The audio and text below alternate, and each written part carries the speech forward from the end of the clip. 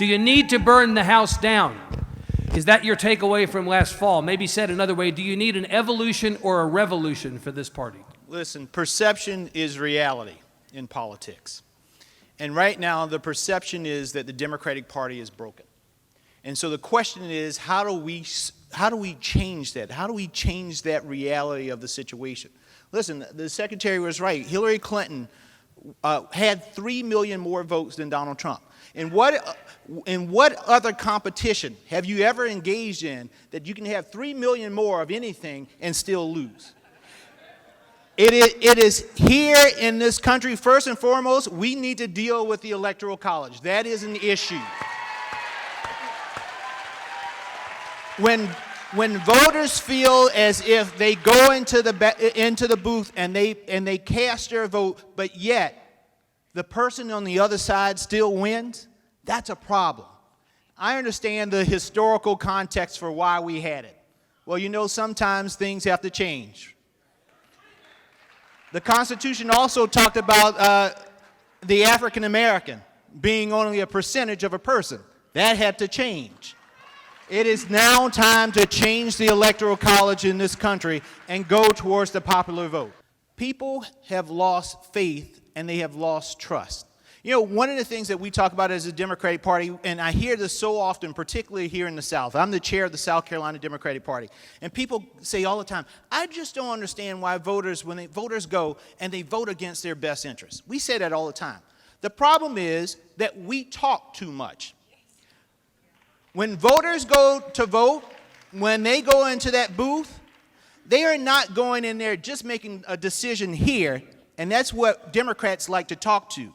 Voters make their decisions on who they're going to vote for here and here. It is the heart and it is in the gut. And the core of that is trust.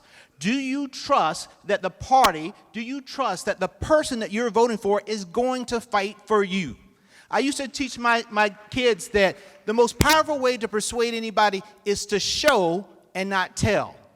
We tell people all the time that we're fighting for them. It's time for the Democratic Party to show them that we're fighting for them. Hey, Young Turks, this is Nomi Khan covering the DNC Future Forum, where all the candidates are coming out and talking about their plans to reform, re-engage, renovate, reinvigorate the Democratic Party. And we are here with one of the candidates for DNC chair, Jaime Harrison. Thanks for joining us. Thank you for having me, Naomi. This is really great. It's great seeing you. Glad your viewers are watching and staying informed. It's really, really important that we get people much more involved in the Democratic Party and feel like they have some ownership in the party. So thank you for being here. I really appreciate it. So you are one of the few party chairs here. You've Yes. done this before. Yep. You're in a very important state. Tell us about how you got to becoming a chair of the Democratic Party in your state. Yeah, so it's interesting. So, you know, I first got involved in politics when I was in high school. I was in the 92 campaign. Bill Clinton, Al Gore were running. And at that time, that was the year that so many African Americans got into Congress because of the redistricting effort. And so for the first time since Reconstruction, South Carolina got an African American congressman. That was Congressman Jim Clyburn. And Congressman Clyburn has played a very important role in my life politically, and given me, a young black guy, grew up poor in South Carolina, given me an opportunity in politics. And so I'm very, very grateful. And so, you know, I've worked on Capitol Hill, and we can talk about that, but I decided to go back, because I lived in D.C. for 13 years or so, and decided to go back home to help rebuild my party. The party right now is at a change. It's a turning point here. I think a lot of folks, you know, everybody has their reasons why the party is where it is. I think one of the issues that many folks aren't really addressing is there's just a generational divide, a very clear generational divide. And you're a younger man, and you've done this before. What do you think the future of the Democratic Party looks like that's a little bit different than maybe the past few decades? Yeah, you know, that generational divide is a real division. And it's something that is not only plaguing the Democratic Party right now, it's also plaguing the Republican Party. You know, I have a relationship with the Republican counterpart in my state who's also a young guy. He's a millennial, he's 35. He has one kid. I'm 40, I have one kid. And we meet every now and then and have lunch and talk about things, talk about, the plight of being a chair. But they're having a hard time also in terms of getting young people involved and energized and invested in the party. And it's the same challenge that we have. And so therefore, the real key for both parties is who's going to be the first to really unlock that lock and get young people into it. We've been trying to do things in South Carolina in order to attract young people, because one of the things, young people they don't like to get into the back and forth of the politics, but there are things that they like service. And so we started a program called South Carolina Democrats Care. And it's in essence where we're going back into the community, helping people solve issues that they're dealing with on a day-to-day basis. And it doesn't mean that we have to be empowered to do that. So one example is in Sumter County, we have a school supplies drive every August. I grew up in a very impoverished situation. My mom was 16 years old when she had me. She had to drop out of high school, and my grandparents took care of me. But I remember times in which we did not have, my mom didn't have work, and I couldn't get new school clothes or school supplies. And if you're a young person and you know that feeling of going to school and not being able to have those new clothes and that new Trapper Keeper, which was a big thing when I went to school, that had a huge impact on your psychology and mentally. It was problematic. So one of my communities, what they do is there are a lot of poor people who work and live in their communities, black and white, and so they do a school supplies drive every year. And not only do they do school supplies, but they also raise money in order to buy reams of paper for the teachers, because the teachers work in these poor communities and in these poor schools and have to buy their own paper. And why do we do that? It is so that people understand that Democrats don't just want to be in office just to be in office. We want to be in office so that we can help people solve the issues that they are dealing with on a day-to-day basis. And that's really, really important. And so we're doing those type of things along with the Clyburn Fellowship, which is an initiative that I started 2 years ago to train the next generation of talent in the state, to be the next generation of county party leaders and elected officials. So we're trying to do those type of things to engage young people so that they feel like they have a home in a Democratic Party and can do the things that they feel are important in their lives. I think it was Jamu Green who said a lot of times young people they want to get involved in the party and they're rejected usually at the local level, the state level. I know that personally, that was my experience. So that spoke to me. But the other thing, the other side of that is it's expensive. It's just really expensive to run for office. Yeah. Or maybe it even doesn't need to be as expensive anymore because of the technology. I mean, there's so many other things that are happening. But the barriers of entry are pretty, they're there. They're definitely there. What are you going to do as chair that eliminates those barriers of entry, especially if there are things that maybe they don't even need to be barriers anymore? Maybe there's a cheaper way of doing things because you've got technology there. Well, I think one of the things is, and that's what we're trying to do with the Clyburn Fellowship. Part of the problem is just a lack of knowledge of what it means to actually run for office, right? In terms of fundraising, what does that mean? How can you raise money? There are ways that you can do it that doesn't require tons of money, but it requires a lot of elbow grease. It requires a lot of you getting on the phone. And so we are trying to teach our young people the techniques that they need to know and give them the understanding that they need to know in order to be successful if they decide that they want to run for office. That's really, really important. So the thing that I want to do as chair is, one, make sure that our state parties, which is the foundation for which candidate recruitment happens, the training happens and all, have the sufficient resources that they need in order to equip the young people, equip all the people who want to run for office. We have to do that. But we also need to make sure that that state parties also have the resources to even set up a fellowship like the Clyburn Fellowship. Right now, if you ask me what is the biggest problem with the Democratic Party, I would say that for the past 8 years, we have neglected our state party institutions. They are drying up like a grape on a vine. There's some state parties now who barely have $50,000 cash on hand, and in 2 years will have to defend either a U.S. Senate seat or they have to try to pick up a governor's race. That can't happen. You have to have the resources. And I know people say, well, it's not about money. And I agree. I hate that money is so important, but that is the reality of the situation. And until we can get a constitutional amendment or something in order to change that, we're going to have to deal with that reality. And the fact is that our state parties don't have those resources. I was looking at the numbers past 8 years. We've raised more money as a party. I mean, we're at the Democratic event. The Democrats have raised more money than they've ever raised in the history of the Democratic Party. Record numbers, yet it's not going to state parties. Where's the money going?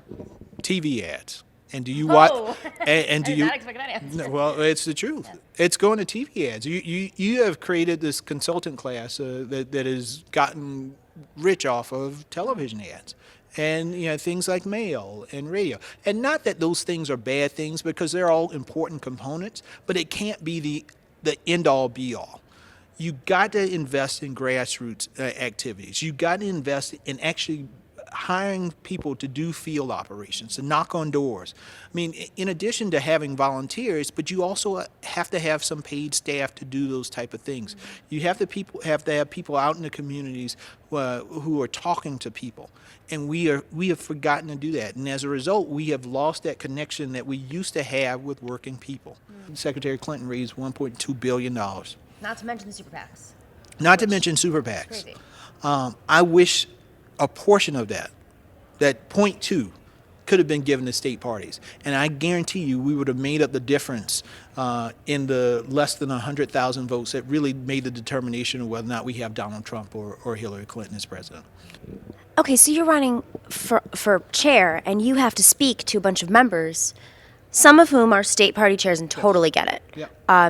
Some of whom are consultants.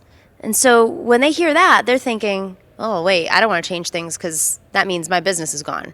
How do you change things just enough or communicate that to the people who may have gotten really comfortable off of the existing model? Well, there's also some cultural changes, too, that I think need to take place. Because even with consultants, listen, there's so much money that in terms of raising the money that has to go into all of these things. And things are expensive. Like, you can't do a piece of mail and think you're going to get it for free. Right. That is not the reality of the situation. There's people who have to design it. It's people who have to proof it. It's the paper that it's printed on. You want to make sure that you use a union printer, which also has an additional cost to it, right? Because you want to be supportive of unions. So all of those things add up, and you have this situation. But there are things that we can do to change that, and you hit on it, and there's subtle things. One of the things that concerns me is that you have all these companies, and there are not very many people of color who are either working in them or own them or are a part of that system. And you constantly hear, as an African American, and I say, well, how many African American pollsters or Latino pollsters, people who poll, are out there? They're not very many. I can count them with one hand.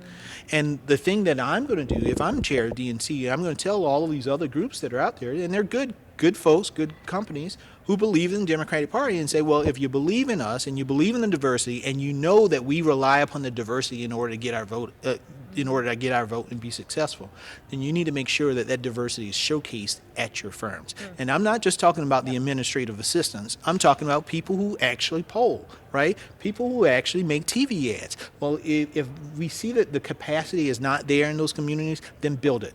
Because if you can't build it and you can't guarantee me that you are creating this new class of folks who can do this, that look like the people that we are asking for their vote, then I'm sorry, I don't think we can continue to do business with you. And that is the reality of the situation. We have to change. And it's the same pressure that folks have been putting, Sean King and others, on the Senate and the House in terms of their staff. We say that diversity is our greatest strength, but we got to showcase it. And it can't just be lip service. I mean, it has not that you just give people of color interviews. Yeah, that's great. Yeah, you gave somebody some interview. The question is, do your staff reflect the diversity in the party? And that's very important also, I think, in terms of the consultants and how we spend and utilize the money that is raised into this party. There's been a lot of conversation on social media, and there's some blogs about, the party is talking about identity politics a lot, but the economics don't follow up with that. And I saw someone tweet something out. It was an MLK quote the other day, and it was essentially something like, you can't have racial justice until you have economic justice, and everything is rooted in economics, or something along like he tied it to capitalism. And this week, this is going to be a tough one, but this week, we had this pharmaceutical vote about lowering the cost of pharmaceuticals, and most Democrats voted to lower the cost, and 12 Republicans, but 13 Democrats decided not to. And of course, many of these folks accept money from pharmaceutical companies. But one person in particular, Cory Booker, has been criticized. There's an article today in Vox about this, because it was the same day that he went and spoke out against Jeff Sessions. The communities that are affected the most by pharmaceutical costs are communities of color. So there's a lot of policies like this. It's just an example. It was fresh on people's minds and got people upset. As DNC chair, are you going to work with candidates so that they address these issues? Because I think there's something happening where people are connecting the dots between the economic policies that hurt, whether it's the Fight for 15 or, equal pay for women. Wall Street's fighting against those things. Well, listen, I know Cory well. Actually, when we both went to Yale together. Cory was at Yale Law School when I was in Yale undergrad, and he actually was, the equivalent at Yale, my residential college. He was sort of our dorm RA, right? So I've seen him in the sweatpants and T-shirt. And listen, we all did. We all saw Street Fight. Yeah, I've seen him in sweatpants. Exactly. Listen, Cory is a great guy, is a good brother, very passionate. I remember when he was dealing with the dilemma of whether or not to, when he graduated from Yale Law, whether to go to a corporate law firm or go back to Newark in order to help out. So I know his heart is in the right place on these type of things. But I also know New Jersey. My job for a number of years was to be the vote counter in the whips operation, right? To know the districts of the members that I represented. And the one thing I know about, if anybody's driven through New Jersey, you know that there are a lot of pharmaceutical companies that are in New Jersey. And so for some of this, I'm sure that it was constituent politics as well. There are a lot of people who are employed by pharmaceutical companies in New Jersey, and I'm sure that probably was a part of it. But also, I know that that there was other bills and legislation that were trying to achieve some similar things, or another amendment. And I forgot the name of who sponsored the amendment, but tried to achieve similar things in terms of bringing down the cost of pharmaceuticals, but weren't drafted in the same way that the Klobuchar-Sanders amendment was. What I would say, if I were in that situation, if I were Senator Sanders or if I were any of those other folks, and this is what I used to do when I ran the whip operations for Jim Clyburn and the House Democrats, is figure out how we as Democrats can sit in a room understanding that people in different states have different things that have to drive them because of their constituents, and come up with legislation that achieved what Bernie Sanders and Senator Klobuchar wanted, but also had the protections that maybe Cory Booker or others wanted, and then put that as the bill that goes to the floor and that Democrats can be unified behind. That is what we as Democrats, we have to be much more strategic than we really are. Like, listen, there are two senators that also voted against that, the senator from Montana and the senator from North Dakota.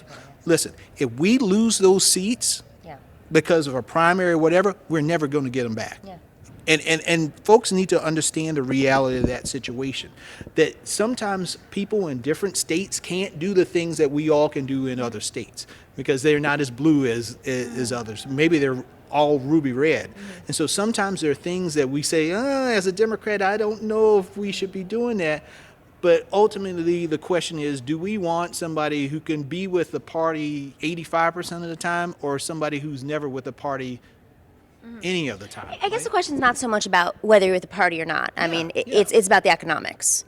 So when they're voting for things that literally affect the communities that we're saying we want to fight for, it's not just check the box on these issues. It's the economics has to follow through. Yeah, but the question also is, if they voted on another amendment that addressed the economics, Yep. is that sufficient? And I don't know if, and I'm told that there were other amendments that were there to drive down the cost of pharmaceuticals as well. And so the question is one bullet, is that amendment the end all be all?